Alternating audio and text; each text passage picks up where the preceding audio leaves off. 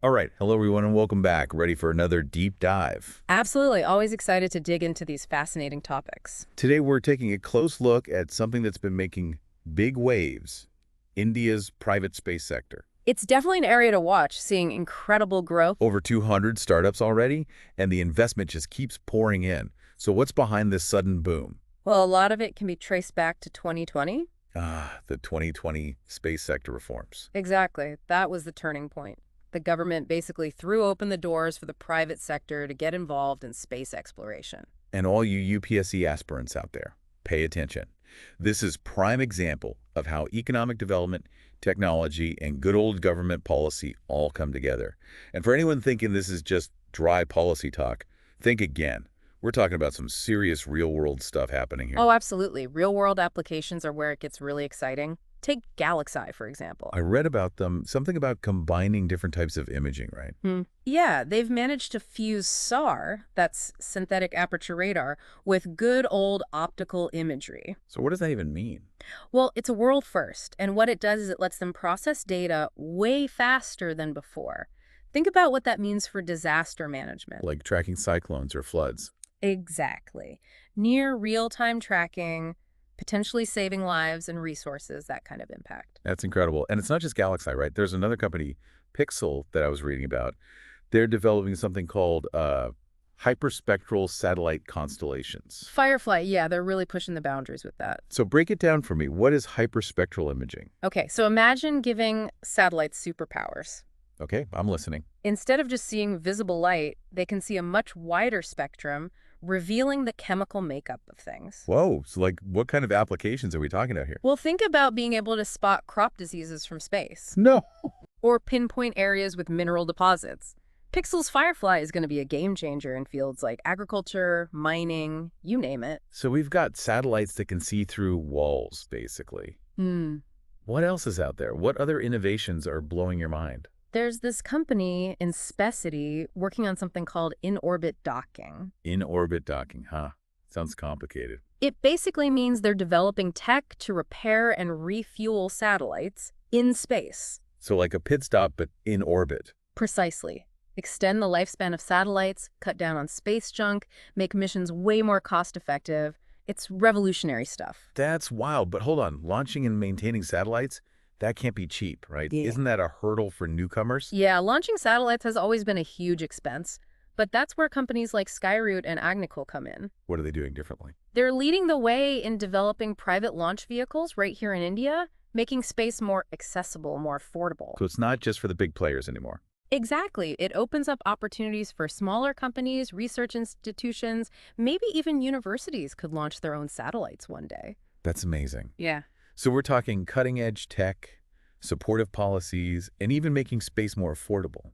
It sounds like a dream scenario, but there's got to be some challenges, right? Oh, there are definitely hurdles. One of the big ones is funding, especially for startups just getting off the ground. You mean like venture capital and stuff? Exactly. The venture capital scene in India is evolving, but it's still not as developed as some other places. So we need more investors willing to back these ambitious space ventures. What about the people side of things? Do we have enough skilled folks to keep this momentum going? That's another crucial point, the talent pool. We need more specialized engineers and scientists, a bigger pool to draw from. We've got great institutions like the Indian Institute of Space Technology, ISS now, but we need to do more. Like what specifically? Well, maybe incorporate space-focused courses in the IITs, establish more dedicated space research institutions, things like that. We need to nurture a talent pool that can compete globally. And we can't forget the international scene. India's not the only one with its eyes on the stars. You're talking about the competition from countries like the US, China, Russia, all the big players. Right, they've all got well-established programs, advanced tech, years of experience under their belts. So how does India make its mark in this global space race? What can we do to really stand out? Well, a key strategy is to focus on building up our own tech, our own capabilities. So become more self-reliant. Exactly. We need to reduce our reliance on other countries, especially for things like launch vehicles. Right, I was reading about that. A lot of Indian startups still depend on foreign launch providers like SpaceX, for example. Yeah, that's true. India does have its own launch capabilities, but often going with foreign providers is just more cost-effective or works better with their schedule.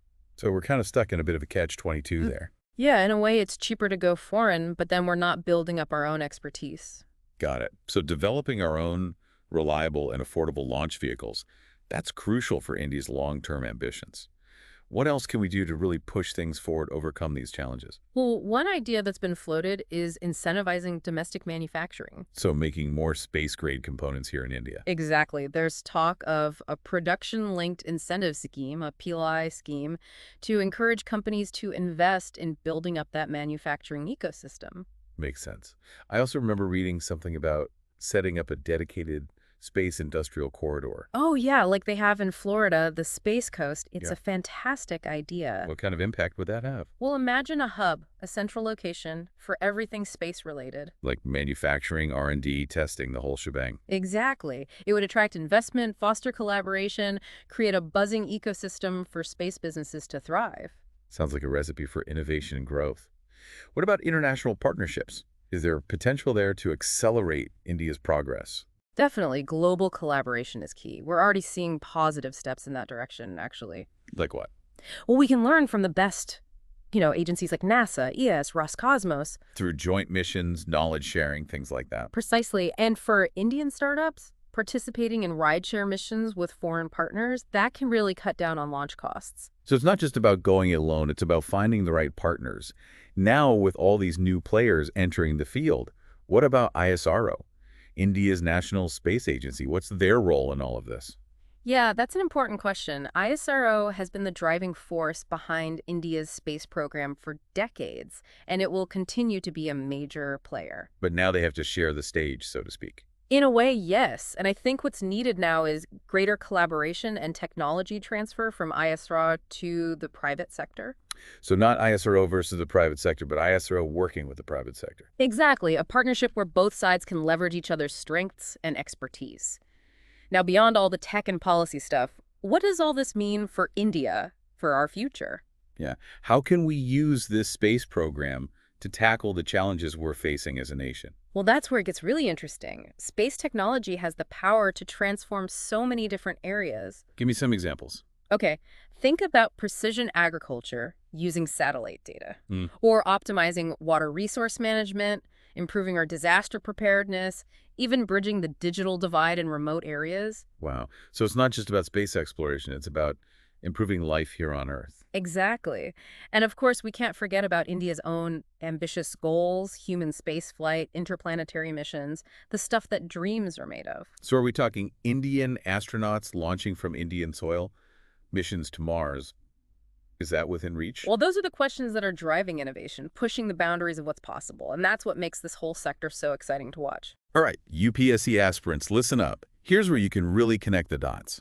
Think about how all these developments align with India's aspirations to become a global leader in science and technology. Exactly. How does all this reflect India's growing influence on the world stage? It's a goldmine of a topic for your UPSC preparation, really. It touches on economic development, S&T policy, international relations, even disaster management. It's all connected. It really shows how India is shaping its future in the 21st century. Fascinating stuff. Absolutely. We've covered the advancements, the challenges, the potential solutions, really a 360-degree view. Now I'm curious, this incredible growth we're seeing in India's private space sector, what kind of impact do you think it's having on the global space landscape as a whole?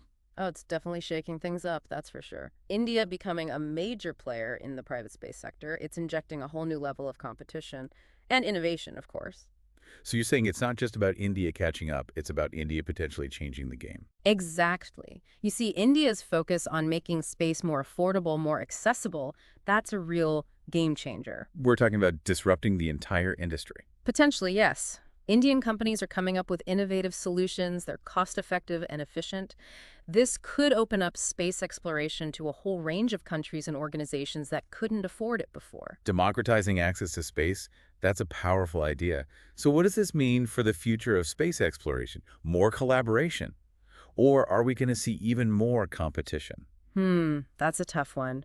I think it'll be a bit of both, to be honest. Collaboration will be crucial, especially for those big challenges like space debris or deep space exploration. Those require global efforts. But competition will always be there, pushing everyone to innovate. Absolutely, that's the beauty of it. Competition drives progress, it pushes the boundaries of what's possible. So a healthy balance of cooperation and competition, that's the key. Now, for all our UPSC aspirants listening in, let's bring this back to the exam.